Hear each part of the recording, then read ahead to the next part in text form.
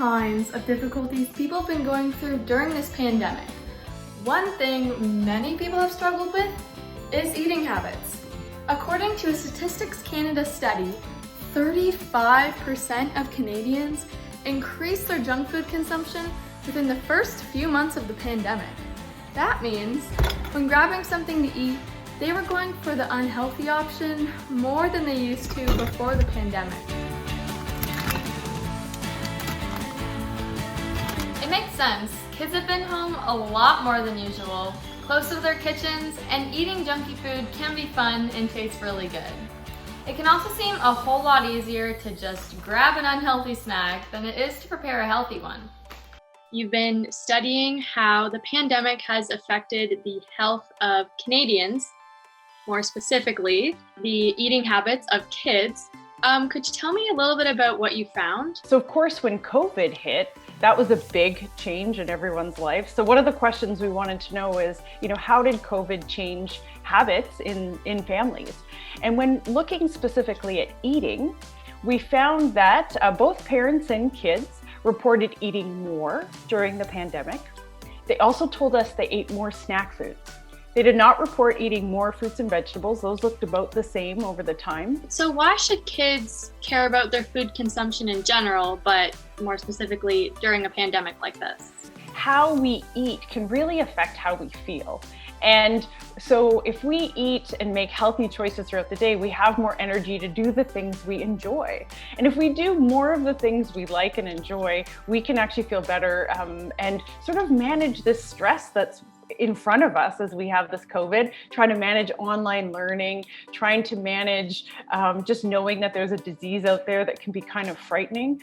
All of that can be affected by how you feel just in general. So if you want to, if you eat well and then you're more active, right, and feel better and sort of do some physical activity that you like, and then hopefully sleep well at the end of the day because you're worn out by being active, all of that can make it so it's easier to sort of manage some of these stressors that exist in COVID. We also were interested in the kind of family habits around food. So we found that families ate together more often during the pandemic. We also found that kids were involved in the meal preparation more often. When we talked to our families, in some ways they said it was easier to eat more healthfully. And just as we were talking about, they were home more. The other thing to think about though is not everybody sort of weathered COVID-19 the same. So meaning in our house, we were fortunate. We had to move our jobs home, but we both myself and my partner kept our jobs. And there would be families for whom that was a challenge, right? That the employment changed among the parents. And so accessing food might have been harder during the pandemic as well. So I think it likely looks different for different families depending on the situation. You recently appeared on Masterchef Canada. Could you tell me a little bit about that? Yeah, so this was my second time on Masterchef Canada. So this was the All-Star season. I competed in season 5 and finished runner-up. And I did it again. I finished runner-up on this past season of Masterchef. I understand that today you're going to show us an easy, healthy recipe with easy-to-find items that kids can make for themselves, right? We're going to be doing some oatmeal pancakes. What you will need is a big bowl to start. So I have 2 cups of oat flour. So I've got a half cup of quick oats. So we've got some cinnamon. I've got some baking powder, which is going to help those pancakes rise. A little bit of vanilla. So then we're not going to add any sugar to this. What I'll do is I will use maple syrup instead of using any sugar.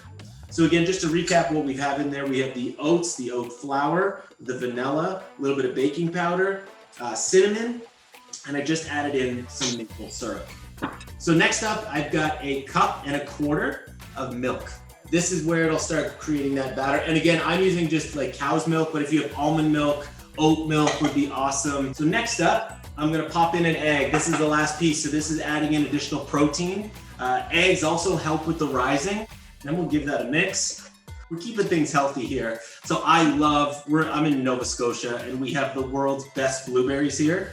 So I'm gonna add in some wild frozen blueberries to this mix, but if you have strawberries, cherries, whatever you have. So I'd say pop in maybe a half cup. So that's the kind of consistency.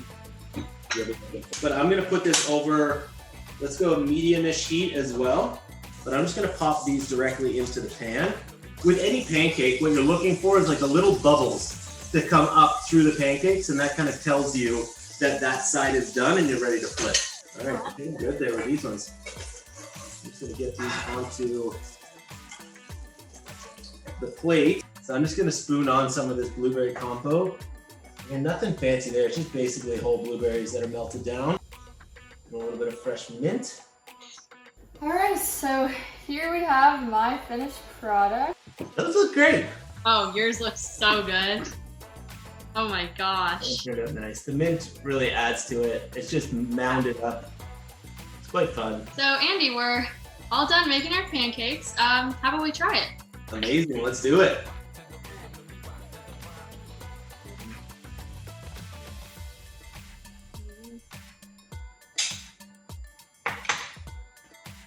Oh. Like a warm hug. Like a warm hug. That is good. So don't beat yourself up if you haven't been eating great. There's many factors that go into it, and lots of other Canadians have been experiencing the same thing. For CBC Kids News, I'm Isabel McNeil.